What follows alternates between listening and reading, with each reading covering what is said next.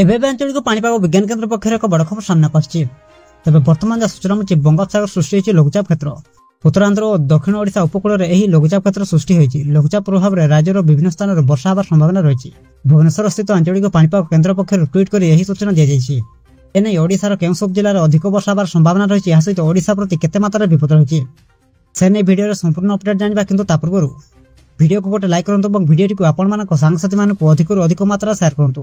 ଯଦି ଆମ ଚ୍ୟାନେଲରେ ଆପଣ ପ୍ରଥମ ଥର ଭିଡ଼ିଓ ଦେଖୁଛନ୍ତି, ଚ୍ୟାନେଲକୁ ସବସ୍କ୍ରାଇବ୍ କରି ପାଖରେ ଥିବା ବେଲ୍ ଆଇକନକୁ ପ୍ରେସ୍ କରି ଅଲ୍ ନୋଟିଫିକେସନକୁ ଅନ୍ କରି ରଖନ୍ତୁ, ଯାହାଦ୍ୱାରା ଯେବେ ବି ପାଣିପାଗ ସମ୍ବନ୍ଧୀୟ ଲାଟେଷ୍ଟ ଅପଡେଟ୍ ଆପଣମାନେ ସର୍ବପ୍ରଥମେ ଆମ ଚ୍ୟାନେଲ ମାଧ୍ୟମରେ ପାଇପାରିବେ।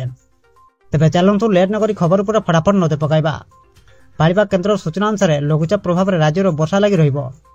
ବିଶେଷ କରି ପୂର୍ବ ଓ ପଶ୍ଚିମ ଓଡ଼ିଶା ଏବଂ ଦକ୍ଷିଣ ଓଡ଼ିଶାର କେତେକ ସ୍ଥାନରେ ପ୍ରବଳ ବର୍ଷା ହେବା ନେଇ ପୂର୍ବାନୁମାନ କରିଛି ପାଣିପାଗ କେନ୍ଦ୍ର। ଏଥିସହିତ 27 ତାରିଖ ପରେ ପାଗରେ ପରିବର୍ତ୍ତନ ହେବ ବୋଲି ପାଣିପାଗ ପକ୍ଷରୁ ସୂଚନା ଦିଆଯାଇଛି। ଏହିସବୁ ଜିଲ୍ଲାଗୁଡ଼ିକରେ 7 ରୁ 11 ସେଣ୍ଟିମିଟର ଯାଏ ବର୍ଷା ହେବା ନେଇ ପୂର୍ବାନୁମାନ କରିଛି ପାଣିପାଗ କେନ୍ଦ୍ର। ସେଥିପାଇଁ ଆପଣମାନେ ଆଲର୍ଟ ରୁହନ୍ତୁ। ବାସ୍ ଏହା ଥିଲା ଆଜିର ମୁଖ୍ୟ ଖବର। ପ୍ରତ୍ୟେକ ଦିନ ଏମିତି ଲାଟେଷ୍ଟ ଅପଡେଟ୍ ପାଇବା ପାଇଁ ଏବେ ହିଁ ଚ୍ୟାନେଲକୁ ସବସ୍କ୍ରାଇବ୍ କରି ପାଖରେ ଥିବା ବେଲ୍ ଆଇକନକୁ ପ୍ରେସ୍ କରି ଅଲ୍ ନୋଟିଫିକେସନକୁ ଅନ୍ କରି ରଖନ୍ତୁ, ଯାହାଦ୍ୱାରା ପ୍ରତ୍ୟେକ ଦିନ ଏମିତି ଲାଟେଷ୍ଟ ବ୍ରେକିଂ ନ୍ୟୁଜ୍ ଆପଣମାନେ ସର୍ବପ୍ରଥମେ ଆମ ଚ୍ୟାନେଲ ମାଧ୍ୟମରେ ପାଇପାରିବେ।